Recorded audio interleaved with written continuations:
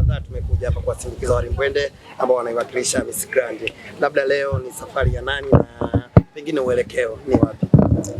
My name is Faida Kasim. Mimi ni Miss Intercontinental Tanzania and mimi ndo mwisho kwenda kuwakilisha nchi yangu Egypt kwenye jiji linaloitwa Hurghada. Uelekeo ni Misri. Yes. Neno lolote kwa Watanzania kwenye safari yako, lakini pia pengine itakuwa ya muda gani? Shindano langu linaanza tarehe 14 mpaka tarehe 30. Kuna mambo ya kuvote and all that, so I'm asking Watanzania wenzangu mni support kama tuko support warembo wenzangu, lakini pia taarifa zote kuhusu shindano langu litakuwa linapostiwa kwenye page yetu ya Miss Grand Tanzania 2025. So mkisearch Instagram mtaipata, lakini pia on my page I'll be posting everything and every day.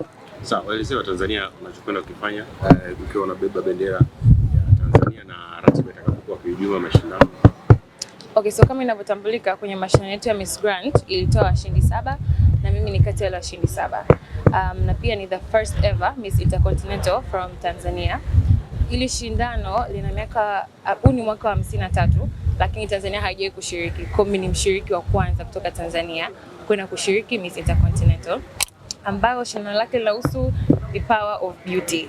So kama nilivyosema linaanza tarehe 14 mpaka tarehe 30 na tutakuwa kuna nchi nyingi sana from different parts of the world. So I'm really asking Tanzanians to support me as much as you can. Nipigie kura and everything, as I said, will be posted on kwenye page ya Miss Grand, lakini kwenye page yangu na page ya Miss Intercontinental. Unapozungumzia Miss Continental inahusisha mabara, unasema nchi hizi zitakuwa. Yes. Kwa namna gani umejiandaa kuitangaza Tanzania kupitia utalii lakini pia ulimbwende?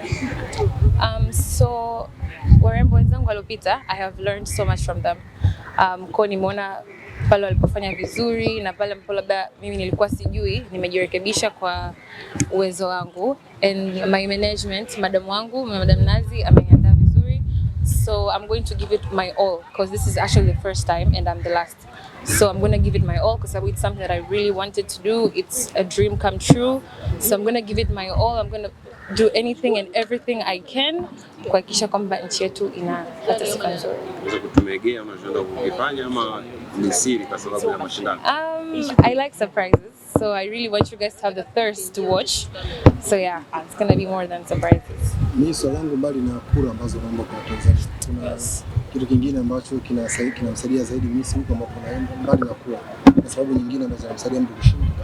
Yes, unajua mfano kama shindano kama Miss Intercontinental, pia wakiona kwamba mtu fulani kutoka nchi fulani, nchi yake inamsupport sana, iko very active and stuff like that, nao wanakuwa na kiu ya kujua ni why is this person being supported so much. Kwa nao wanakuwa they put attention to you. Yeah. Sawa, pengine kuvote Tanzania pengine. Kuvote watapost I think leo usiku. Kila kitu mtaona kwenye page ya Miss Grand Tanzania. Wataonyesha pale namna ya kuvote.